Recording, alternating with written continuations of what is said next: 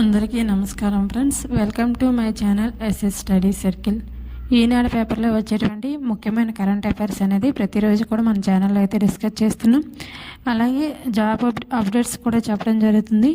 2026 ఫిబ్రవరి 1వ తారీఖు సంబంధించినటువంటి ముఖ్యాంశాలు అయితే చూద్దాం. అందులో మొదటి అంశం వచ్చి పాక్ ఆక్రమిత కాశ్మీర్ అధ్యక్షుడు కన్నుమూత. సెకండ్ వన్ వచ్చి చైనా బ్రిటన్ల మధ్య భారీ ద్వైపాక్షిక వాణిజ్య ఒప్పందాలు. 3 రామ్సార్ జాబితాలోకి మరో 2 చిత్తడాలు. 4 కంప్యూటర్ దిదికా దుకాన్ పథకం గురించి. 5 ఆస్ట్రేలియన్ ఓపెన్ టైటిల్. వీటితో పాటు మరికొన్ని ముఖ్యాంశాలు అయితే చూద్దాం. అందులో మొదటి అంశం వచ్చి వార్తల్లో వ్యక్తుల భాగంగా పాక్ ఆక్రమిత కాశ్మీర్ అధ్యక్షుడు కన్నుమూత. దీని గురించి చూద్దాం. పాకిస్తాన్ పీపుల్స్ పార్టీ సీనియర్ నేత, పాక్ ఆక్రమిత కాశ్మీర్ అధ్యక్షుడైనటువంటి సుల్తాన్ మహమూద్ చౌదరి అయిన అతనైతే కన్నుమూశారు. ఇతను వృత్తిరీత్యా న్యాయవాది అయినా సరే సుల్తాన్ మహమూద్ చౌదరిని పాకిస్తాన్కు 2021 ఆగస్టులో అయితే అధ్యక్షునిగా అయితే ఎన్నుకున్నారు. ఇతను మరణించడం అయితే జరిగింది. దీనికి సంబంధించి క్వశ్చన్ ఏ విధంగా అడగచ్చు అంటే, ఇటీవలి మరణించినటువంటి సుల్తాన్ మహమూద్దీన్ చౌదరి అతను ఏ దేశానికి అధ్యక్షుడిగా అయితే ఎన్నుకున్నారో అతను ఇటీవల మరణించారు. అతని పేరు అడగచ్చు, సుల్తాన్ మహమూద్దీన్ చౌదరి. గుర్తుపెట్టుకోవాలి, ఇంపార్టెంట్. నెక్స్ట్ అంశం వచ్చి ఏకపక్షంగా బంగ్లా ఎన్నికలు. దీని గురించి అయితే చూద్దాం. బంగ్లాదేశ్లో ఫిబ్రవరి 12న పార్లమెంట్ ఎన్నిక అనేది జరుగుతుంది. రాజ్యాంగ సంస్కరణలపై ప్రజాభిప్రాయ సేకరణ ఒకేసారి అయితే జరగనున్నాయి అక్కడ.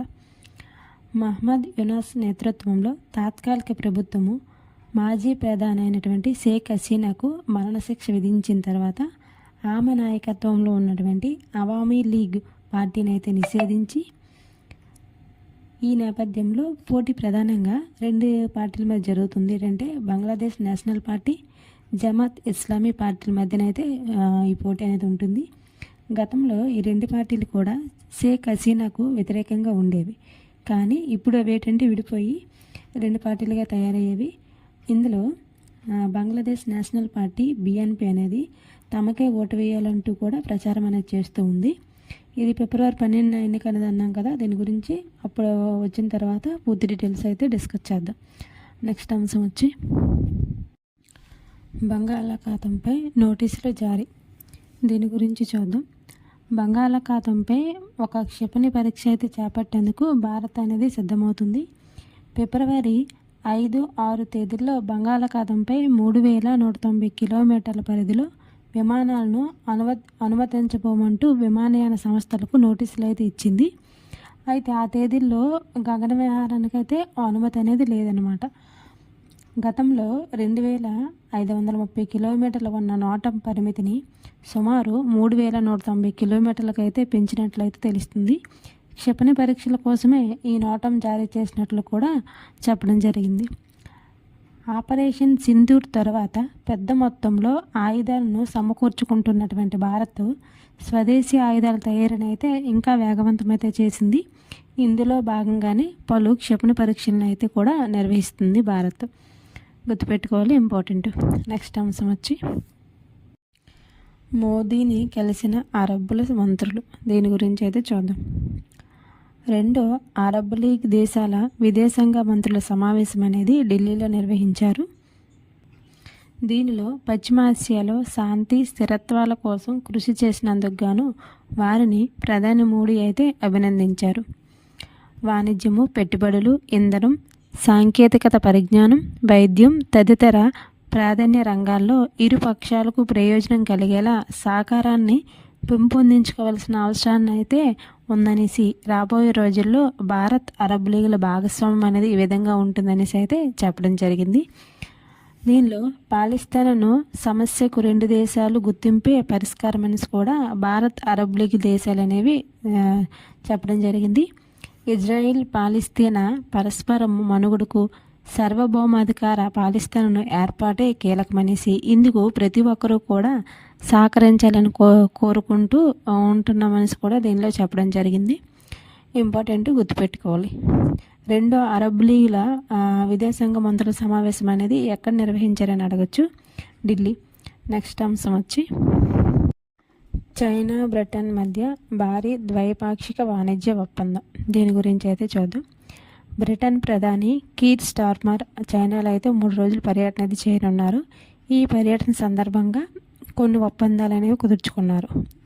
అవి ఏంటంటే 220 కోట్ల పౌండ్లు విలువ చేసే ఎగుమతి ఒప్పందాలతో పాటు రానున్న 5 సంవత్సరాల కాలంలో కొన్ని కోట్ల పౌండ్ల పెట్టుబడులకు అయితే సంబంధించినటువంటి అంగీకారంతో ఒప్పందం అనేది కుదుర్చుకున్నారు.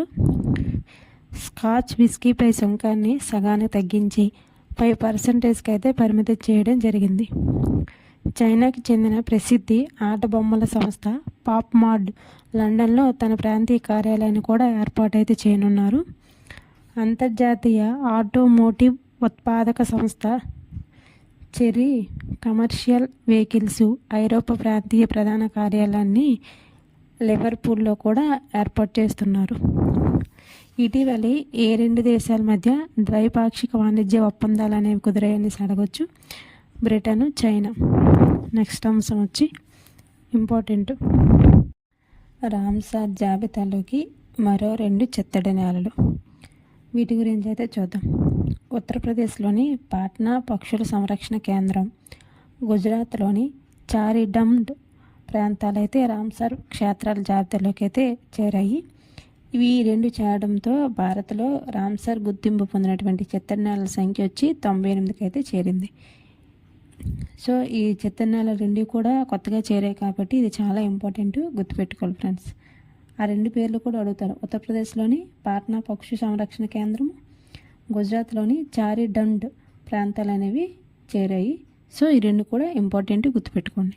నెక్స్ట్ అంశం వచ్చి మహారాష్ట్ర అయితే వార్తల్లో నిలిచింది. దీని గురించి అయితే చూద్దాం. నిన్నటి క్లాస్లో కూడా దీని గురించి అయితే డిస్కస్ చేసాం. ఏంటంటే మహారాష్ట్ర ఉప ముఖ్యమంత్రిగా సునేత్ర ఈమె ఎవరంటే అజిత్ పవార్ సతీమణి సునేత్ర పవార్ మహారాష్ట్ర తొలి మహిళా ఉప ముఖ్యమంత్రిగా అయితే పదవి స్వీకారం అయితే చేశారు.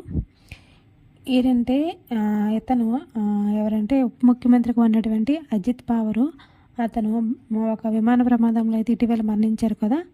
అతని ప్లేస్లో అయితే మహారాష్ట్ర ఉప ముఖ్యమంత్రిగా సునేత్రను అయితే నియమించారు.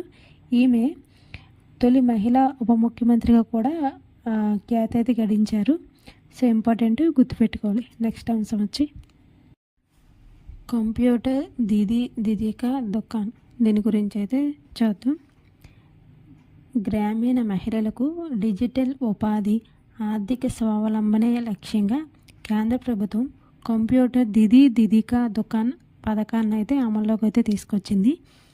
దీనిలో పైలట్ ప్రాజెక్ట్ కింద దేశవ్యాప్తంగా 5 రాష్ట్రాల్లో ఈ పథకాన్ని అయితే అమలు చేస్తున్నారు.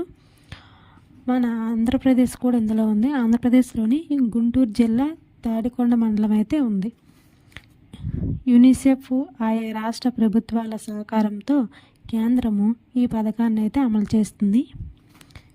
ఈ పథకానికి అర్హులు ఎవరంటే 18 నుంచి 29 ఏళ్ళ వయసు ఉండాలి, డిగ్రీ, ఇంజనీరింగ్ ఆపై ఉన్నత విద్య చదివిన యువతులు, మహిళల్ని ఈ పథకానికి అయితే ఎంపిక చేస్తారు.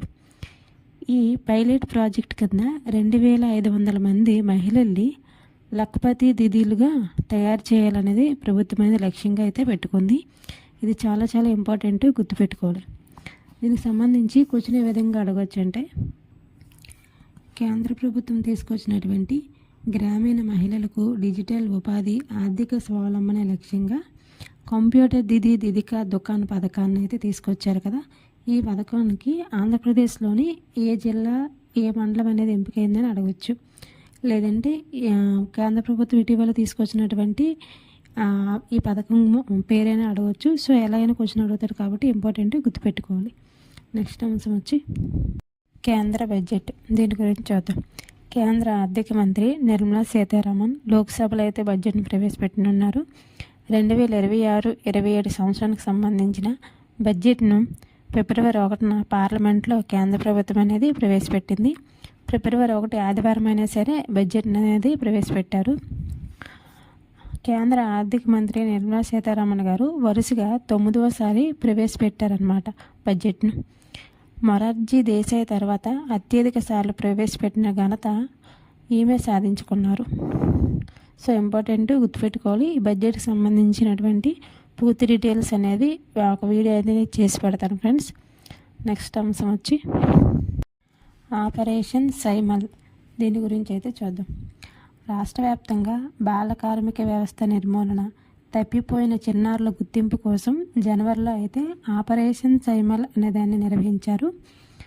దీనిలో ఏంటంటే 5,582 మంది చిన్నారులకైతే విముక్తి అనేది లభించింది అనేసి రాష్ట్ర మహిళా భద్రతా విభాగ అదనపు డీజీపీ చారు సిన్హా అయితే తెలిపారు.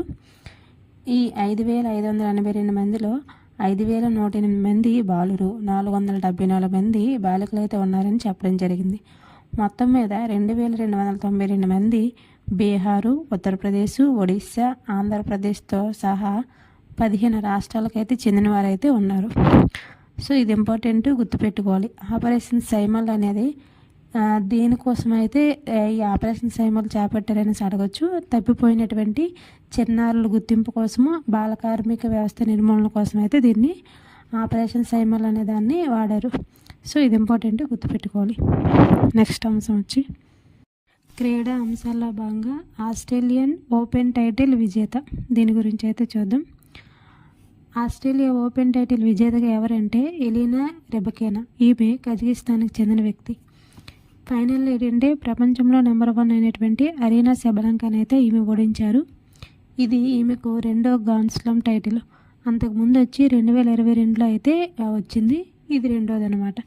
సో ఇంపార్టెంట్, గుర్తుపెట్టుకోవాలి. ఆస్ట్రేలియా ఓపెన్ టైటిల్ ఎవరికి వచ్చిందని అడగచ్చు. విజేత పేరు ఎలీనా రెబకేనా ఈమె పేరు అడగచ్చు, లేదంటే ఈమె ఏ దేశానికి చెందిన వ్యక్తి అని అడగచ్చు. కజకిస్తాన్. ఇంపార్టెంట్, గుర్తుపెట్టుకోవాలి. చూసారు కదా ఫ్రెండ్స్, 2026 ఫిబ్రవరి 1వ తారీఖు సంబంధించినటువంటి ముఖ్యమైన కరెంట్ అఫైర్స్ అయితే డిస్కస్ చేసాం. ఇదే విధంగా ప్రతిరోజు కూడా మన ఛానల్లో ఈనాడు పేపర్లో వచ్చేటువంటి ముఖ్యమైన కరెంట్ అఫైర్స్ అనేది డిస్కస్ చేస్తున్నాం. కాంపిటేటివ్ చదువుతున్నటువంటి ప్రతి ఒక్క స్టూడెంట్కి కూడా ఈ క్లాసెస్ అనేవి ఎంతగానో యూజ్ అవుతాయి. అండ్ మన ఛానల్లో డైలీ వచ్చేటువంటి జాబ్ అప్డేట్స్ కూడా చెప్పడం జరుగుతుంది.